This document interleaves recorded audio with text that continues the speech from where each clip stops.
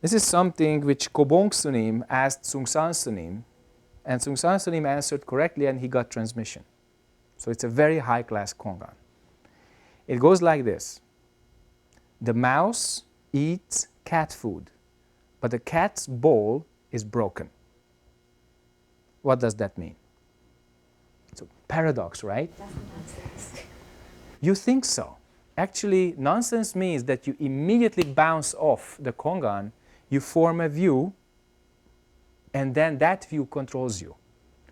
And I have to tell you how much irritated I was at Kongans. Many times. Really? Of course, because I couldn't solve them. I didn't say just nonsense. I said nonsense! You see? So really, Kongan brings out your karma because all your thinking just boom, like little pieces of, iron or metal to the magnet, come. And this don't know point, this paradoxical point, absorbs them all. And your meditation melts them all. That's how Kongan practice helps you to get your karma disappeared, to make your karma totally disappear, okay? If you keep don't know mind, because you have your question, what is the meaning? Then all your karma is just like a hurricane around it. But the eye of the hurricane doesn't move, okay? So that's why you say not moving mind, not moving center, not moving mind. And that really helps you because your thinking doesn't control you, okay? Kongan brings out the best and the worst, all of it, until you learn to let go of it and really use your mind correctly, okay? Very good, excellent. More paradox you would like? We can give you Sungsan Sunim made 365 Kongans, one for every day. It's in a book called Sege Ilhwa, Whole World is a Single Flower. You can get that. So every single day you eat a little paradox, not just pap, kimchi, gochu, okay, and doenjang, but also little Kongan. It's mind food, mind meal. Body food also necessary, you see? Good Korean food, very good, okay? Necessary. But mind food also necessary, mind meal. More questions? Any kind of question. After the Dharma talk, no questions, okay? Sometimes people save it that I want to ask him a question after he finished. But not this time. This time I come from a long way. We had a wonderful ceremony at Sudoksa, 700-year Teunjon ceremony. And before that, Musangsa, before that Chikchisa, I came a long way here. So after that, we just drink tea, eat some tok, and all finished, okay? Now question. Now say what you want. Yeah, Bosanim. What is the difference point between Kongan and thought? The first I didn't understand. What is the difference between Kongan Kongan and thought. Very good. Very, very, very, very good question. So, ladies and gentlemen, what is the difference between thought and Kongan? Excellent, because all these thoughts and Kongan seem to have words. So there's some overlap, right? All right, so here's the difference. I designate thought as T, okay? So as not to write it down so many times. So T is thought.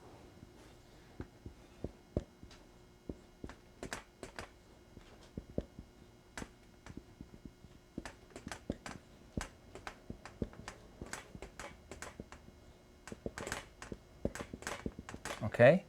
That's a very, very rough way of demonstrating our thinking process. So you think, I'm coming to the Dharma talk. I don't know what I will hear. Maybe I like it, maybe I don't like it, maybe I leave early. Then I may go to the restaurant, I may call my friend, or I just go home straight.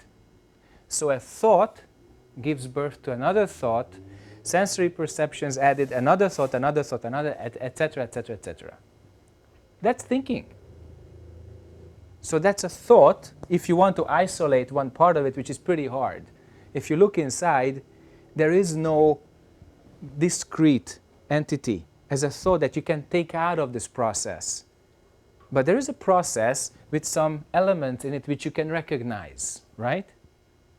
If you look inside, it's very interesting. You go closer and closer and more thinking appears. But the Kongan is such that K is the Kongan and parts of the Kongan. So K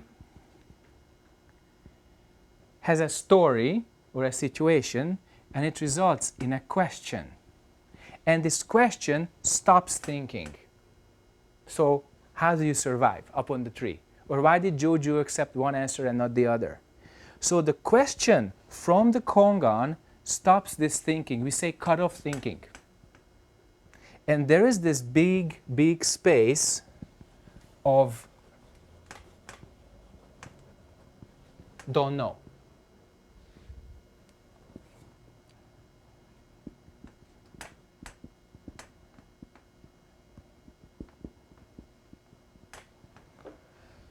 Okay? We don't know how long that lasts. That's why people meditate in the sonpangs, or at home, or in Zen centers, sonwons. They keep the question, and then this thinking, it doesn't happen so much. It happens a little less, or it doesn't happen at all. So the Kongan, or the Huadu, I'll talk about that later. Original question. What am I, or what is this? It results in don't know because there is no further thought. The paradox stops you. And somehow, later, this don't know has a little child. It's called intuition. Okay? And your intuition throws the answer to the surface, which is the Kongan answer. Here's the Kongan question, after that don't know, and there's the Kongan answer. So that's how you make friends with don't know. Okay? You can do that. If you come to interview to any of our teachers anywhere in the world, in Musangsa here also,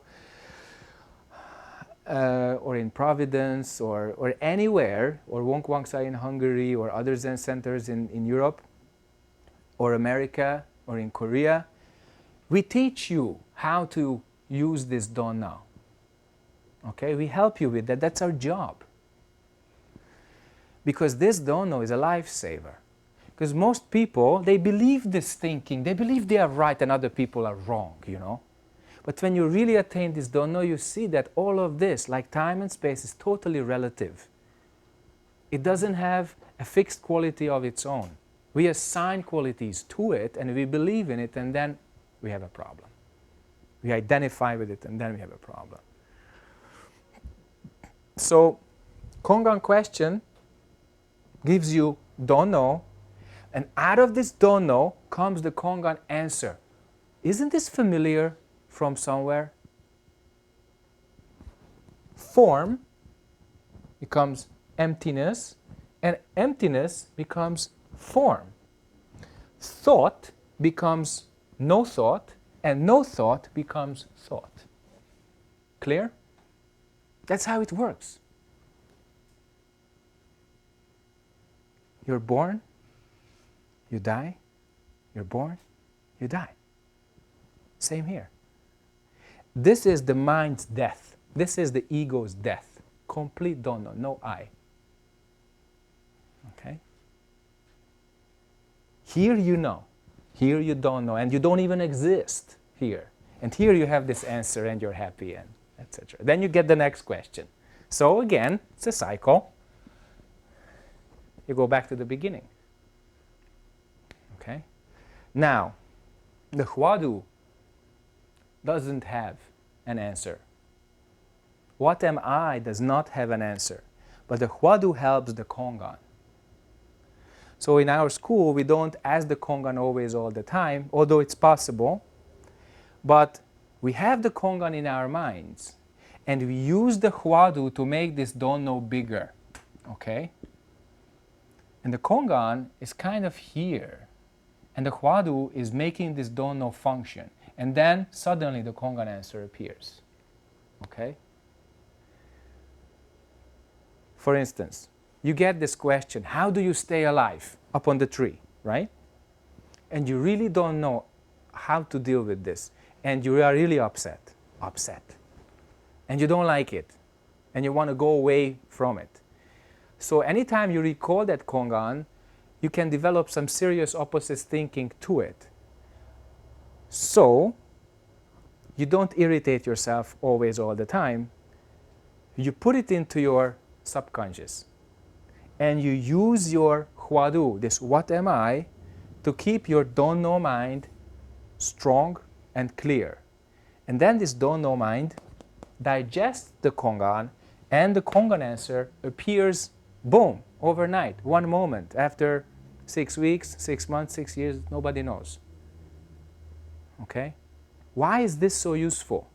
Because this don't know is our point to freedom. Freedom from our dualistic, thinking. Freedom from our I. Otherwise, why do it? It's not another crossword puzzle. It's the gateway to liberation, ladies and gentlemen. That's why it's so cherished in our tradition. And that's what partly got me to Zen. I was really irritated that I don't know. I don't know the answer. And I wanted to know. And it's very healthy that people want to know. But if they want to know, they have to attain this don't know mind. Okay? Very important point. Then the Kongan answer can be, you can say, with strong mind. Nobody knows how the Kongan answer appears, because don't know has no strong, no weak. But strong practice, Gosanim, that's necessary, because our thinking is very, very, very, very strong. So, when you practice strongly, then this don't know mind starts to function. But how the Kongan answer appears and what you feel after that, nobody knows. Please, yeah. How can you get the strong mind? By the practicing? Okay, I understand. So let's rephrase. How do we get the strong center? Strong center appears when you let go of your thinking by bowing, chanting, and Kanhwason meditation. Then strong center appears because, as I outlined before, you do not follow the ups and downs of your consciousness, of your thinking and your emotions. And that's strong center.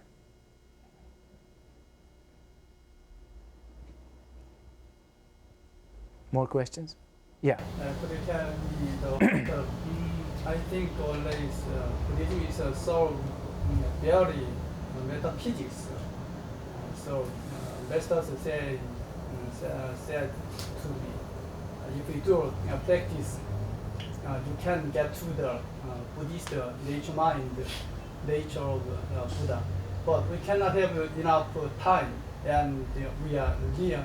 We enjoy our life. But if we stay at the temple and any other sun center, how can we get to the nature of the Buddhism? I think Buddhism is very metaphysics. There is a problem. Well, metaphysical, Physical. metaphysical doesn't really define your schedule. If you want to practice, you can choose to practice at any time and at any place. The fact that Buddhism has a very high-class metaphysical explanation for things, it doesn't affect your practicing effort. So don't put this metaphysical cloth on you, because you disappear. Okay? That means metaphysics covered you. Don't follow metaphysical mind. Metaphysics, if you look at that, sometimes helps you. It changes your views. It changes your opinions. But it doesn't substitute practice. It doesn't limit it. Also, it doesn't help it so much. You know what helps practicing? No, not it. Sorry? Not yet? Yeah. So what helps practicing, ladies and gentlemen? First and foremost, right at the start, suffering. Okay? That's not metaphysical. It's very concrete. Some kind of suffering. The Buddha talked about 8 kinds of suffering. Birth, old age, sickness and death, not getting what you want, getting what you don't want, not being with those whom you love, and being with those whom you don't love or hate. Okay? The basic 8 kinds of suffering. Of course, we can make a lot more, but it's lined up around these 4 plus 4. So, when you experience suffering, you know something's wrong, because we didn't come here to suffer, and yet we do. So that's a basic paradoxical thing, because life doesn't have a user's manual. You know? In the maternity ward, the moms don't have this universal user's manual for life to teach the kid. I mean, there are many, many people who claim that they have the universal user's manual, but soon it turns out to be insufficient or inappropriate in many ways. So we have to come to terms with the fact that we are born, but many times we don't know what to do with life, and we are suffering in the meantime. And that's a motivation enough to find some way, some direction, how to use our time, what we've got, and how to use the energy that we've got. Because if you look around, many times, just look back the last 10, 15, 20 years, did it really make sense? What have we really achieved?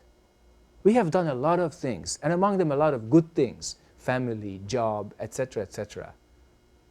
But what did we really achieve? What is it?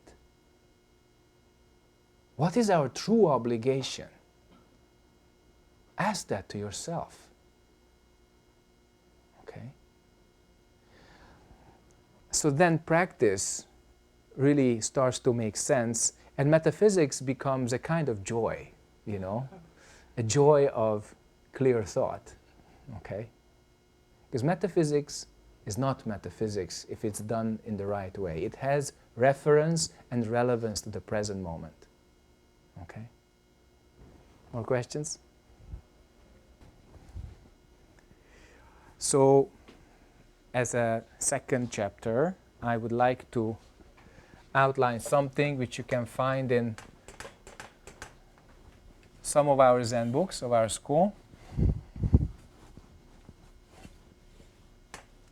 And some of you may also be familiar with it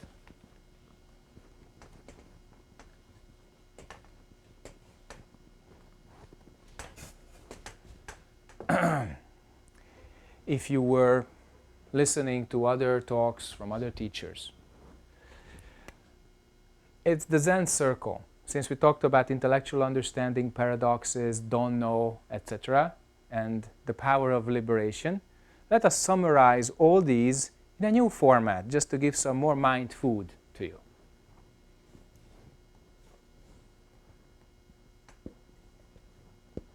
That's the scheme. This is a circle. On this circle, we have 5 designated points. One is 0. The other is 90. The other is 180. And this one is 270. And this one is 360 degrees. So, why do we call this the Zen circle? Because as we have looked at other cycles of our lives and deaths, also we have a cycle in our practice. Okay? We can put the two together. At 0 degrees, people do not have any real questions. They have only small questions. Why don't I get what I want? Why is the world so bad? Why other people are so bad to me, etc. So basically, at 0 degrees, the notion of I is so strong that the person has no real question, only wants something. So this is 100% anger, desire, and ignorance. Okay? Totally. And then something happens. The person has some suffering. He or she realizes that the world doesn't work in the way he or she wants that to work, and that these ideas are only his or hers, And it's not the way the world is or other people are. In fact, we start to realize that at adolescence already, okay? With body, with emotions, with thoughts, with everything. So then we start to ask questions. And here, as we go, we gather knowledge. We begin to see cause and effect. And the ultimate part of the 90-degree section here, this 25% of this circle, is that we realize impermanence, causality, and conditioned existence. So therefore here we see that form is emptiness, and emptiness is form. So we are not so much attached to our thinking, we are not so much attached to objects, and we are the least attached to other people's opinions on us or on other people and the world. And that's still just understanding. So 90 degrees is when you have a really good metaphysics, as the Gosanim asked. You have a very clear intellectual framework. It's like in a spaceship when all the systems are online, but you haven't pressed the start button, but at that point you are ready. You are ready, okay? Because you finally understood all the controls. You finally understood the user's manual. It's not a small thing. So that's what we would call the knowledge of the sutras. So then, because sutras are actually very high-class knowledge. So that's when you know what you have to do. And then, like here thinking started, here practice starts. So this is the point when you press the start button. Then you start your suheng after your kyoyuk. Okay? So here you practice, practice, practice. So here this is knowledge. As knowledge increases, it becomes very clear knowledge. And the clearest knowledge you really find in the Buddhist sutras. Diamond Sutra, Heart Sutra, Mahaparinirvana Sutra, Lotus Sutra, Avatamsaka Sutra, all of them. Okay? Then you have to do something to actually attain what all those sutras are talking about, because all those sutras come back to one point and one point only. This is the point of our favorite paradox, what am I? Our favorite huadu. What is this? Okay? So then, here, knowledge was the issue until 90, and at 180, the real thing is attainment. It's attainment. Here, you attain no form, no emptiness.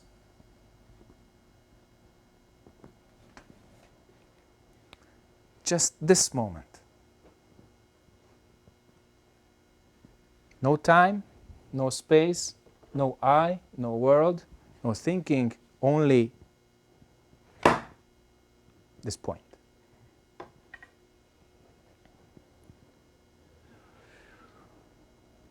Next question is how you use this attainment.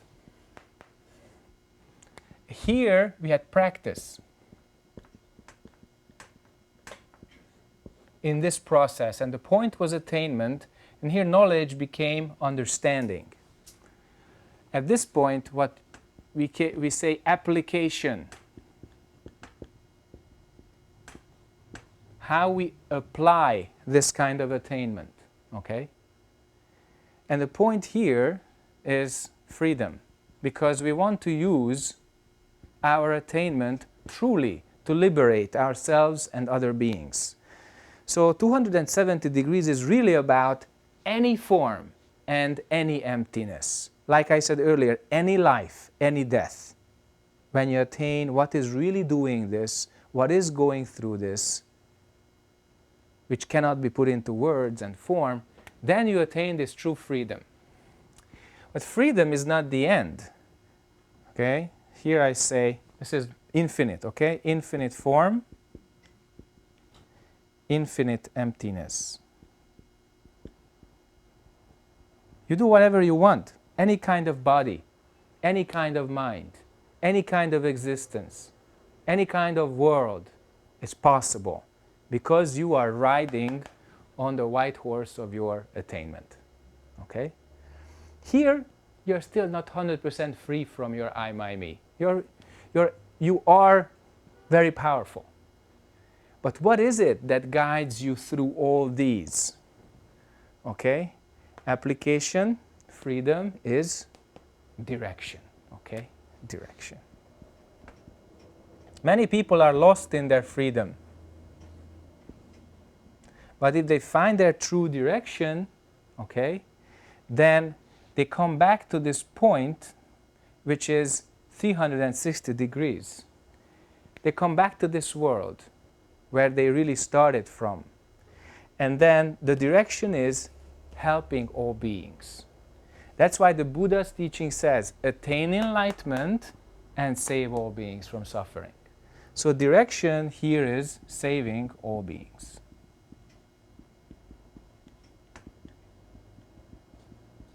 All right? Saving all beings. Now, if the Zen circle becomes complete, then it disappears for you. Only this moment remains with your clear situation, clear relationship, and clear function.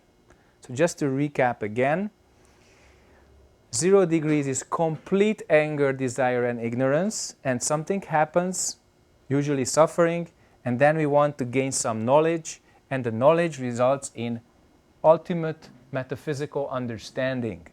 Then we start to put it into practice, which becomes attainment, and then this attainment is applied. First, we want our own individual freedom, then we find another direction where we include the whole world and try to help the whole world with this liberated consciousness, and that means saving all beings from suffering. Okay? Or leading all beings to awakening. Because saving other people from suffering, how much is that possible? If you want to hit your head against the wall, who can stop you?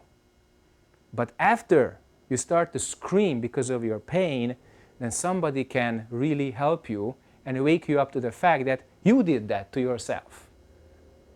Okay? It's a very simple way of explaining that saving all beings actually means leading towards awakening.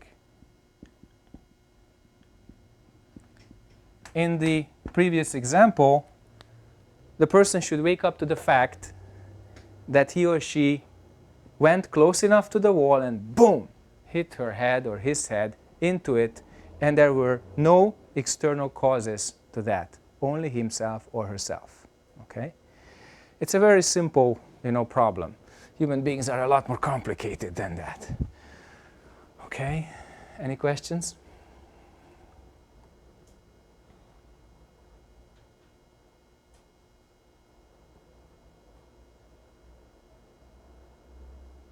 Anything. This is the time to ask. Yeah. I practice Padu, and I don't know I do exactly. I don't know I practice right because I use Padu. What am I? Or don't know, and put it down. So, but all three lead me some in the same point. So. Only one is enough. So not all of these three. But keep this, what is this, okay? What is this mind? What is this being? What is this substance? Okay? Altogether, what is this? Keep it simple. Is put it down is not a huadu. It's good speech. Okay? Like cut off your thinking, don't make anything, put it all down. It's all very good speech. But huadu, one question. You can keep that your whole life and even after that. Okay? Keep that. What is this? And that question, like I described earlier, helps your mind becomes clear like space, clear like a mirror. Then you can see your karma much better. In fact, now, as I see you, it's much better than last year. Okay? So keep practicing. Also, for you, chanting is also important. So, sometimes when we try Kanhwason, too much energy come up to our head, especially if we are thinkers. Okay? Sometimes too much emotion appears also. And bowing and chanting, they are really helpful to take this heavy karma away. Okay? Why is this so important, and why did practitioners work these various kinds of practices out? For instance, you have ice. Well, these days we don't have so much ice anymore, but suppose we have a lot of ice on the sea, and you really want totally free water and free, sky, unobstructed. So what do you really have to do? First, you have to break the ice. Then you have to warm up the water so that the big parts of ice would totally melt. And if you want to have total evaporation, you have to boil up the water so that it would all become steam and it would be just blown away by the wind. Then everything disappears. Okay, so ice, water, vapor, and then total absolute disappearance. Now karma works in the same way. Bowing is like breaking ice. Chanting is like boiling the water. And Kanhwason is really letting the vapors just go away. But if you just sit on a block of ice, you get frozen. Okay? Or if you try to melt a very thick, ice field, you can try to warm it up forever and it's not going to work. Or it works in a very, very long time.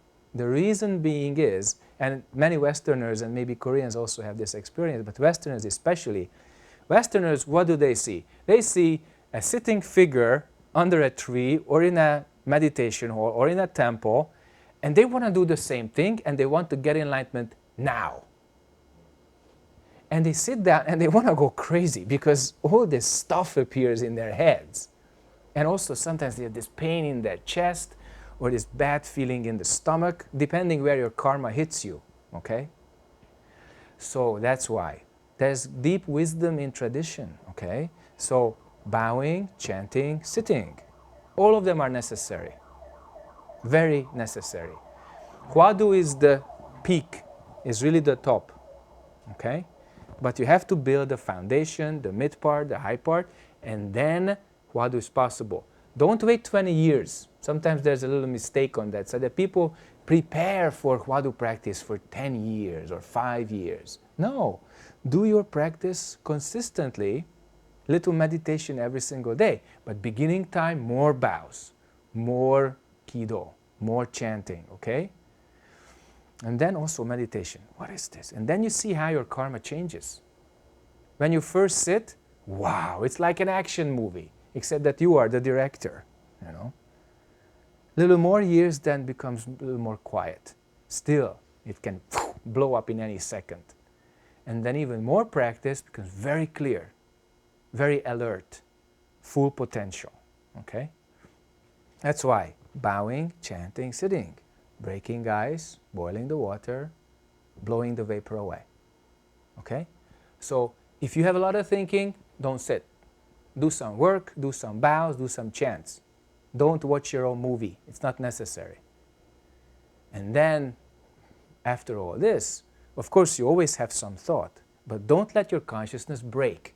That's the point, okay? So effort must have some wisdom, okay? And when that wisdom is applied correctly, then your compassion develops because you did good thing to yourself. You practiced correctly, so your action towards the world is also correct. And that brings you strength. That's why we say wisdom, compassion, and power. True power, not external thing, inside, okay? Wisdom, compassion, power. These are 3 important elements of our practicing. And if you do that correctly, all of them appear spontaneously. You don't have to think about it. You don't have to make it. Because if you make it, it's not real. It's not natural because it doesn't come from your true nature. It comes from an idea, okay? That's why if people get stuck here at 90 degrees at understanding, then they get stuck with ideas. They get stuck with metaphysics, okay? If they are stuck at attainment, you know, they don't come out of the forest. They don't come down from the mountain. They get stuck in nirvana, okay? If they become attached to freedom, then they become magicians, and magicians only. They can do anything they want by themselves, but they don't come back to 360 and they don't help this world, okay? Good. Last couple of questions, if any. Yeah. You mean 90-degree state is like for us, we are reading Buddhist text, and then we realize the Buddhism, such as Four Noble Truths or Eightfold Path, like that. But it is very difficult for me to keep focusing on the present moment. Then how can we then keep focusing on the present and like meditation? So these 4 points in the circle, or 5, they are different because you see the circle, but in reality, in your mind, they are not tightly separated or not hermetically sealed. If you bowed just once, then you already practiced. If you just turned your karma for the better, you already became a little more free. If you could forgive your enemy even once, 270 degrees, the magic of forgiveness, okay? If you helped, you know, selflessly, spontaneously, you know, already 360 is there. But we always have our energy, our karma lined up in one way or another. So you should really keep a balance between them. And when you keep that balance, then the center of the circle becomes very clear. Because what is in the center of all this? What is it that generates all this? I cannot tell you, and even if I could, I would not. I would let you discover that. Okay? So don't believe that you are stuck somewhere and you can't come out because your karma is controlling you, okay? It's not like that. But we have to recognize that most of our focus maybe is on books, so we are mostly on 90. So we go to the temple and we do 108 bows, then boom, we made a step towards attainment, okay? Then we come out and we do things differently, and unlike before, then 270, we have the freedom to change something which we believed we couldn't change before. That's the magic of everyday life, you know. And then it just becomes clear to people around you that you help them and you don't want anything in return, anything. Okay. Last question is a privilege because nobody can ask anything after that. So, who wants to have that privilege of the last question?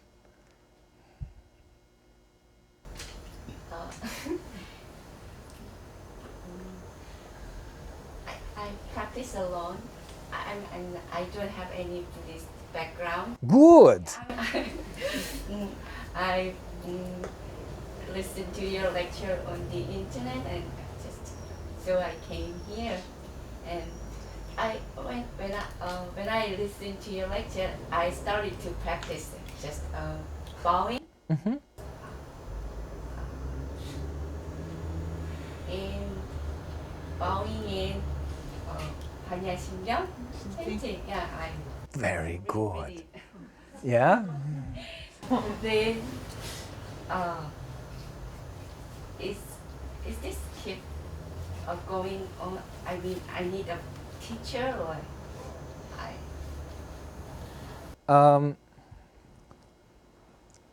Correct practice has 3 elements: Buddha, Dharma, Sangha. Teacher, teaching, students. So you don't only need a teacher. Sometimes you have one teacher, sometimes another one, but you have to have some priority. you have to have your number one teacher who is always, always having an open door to you.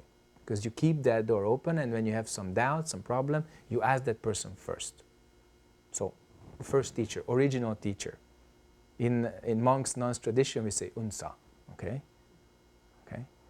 So, then the teaching. Teaching is available. Books, speeches, videos, whatnot. That's the easiest part. But the Buddha and the Sangha part, the teacher and the students, your practicing community, that's the toughest one. Okay? So, practicing alone, not good, not bad, but not enough. Because you apply your practice in the Sangha. And all human beings are considered the Mahasangha, and not just human beings, all sentient beings are considered our Sangha. So, I think the fact that you started practicing is very good, and there's always space to develop for anybody, from any amount of years, you can do one more. Okay? Finding a teacher whom you always listen to, and finding a group where you regularly go and share the Dharma with and share the practicing effort with, that's a necessary complement to what you are doing right now. Okay? Good. So I hope all of us will have a clear balance of the three precious ones, the Buddha, the Dharma, and the Sangha in our lives. And we continue with our good karma, that we could come together and share the Dharma together tonight. And that we could see each other in the near future and move on to the path of awakening and proceed to help all beings from suffering. Thank you very much.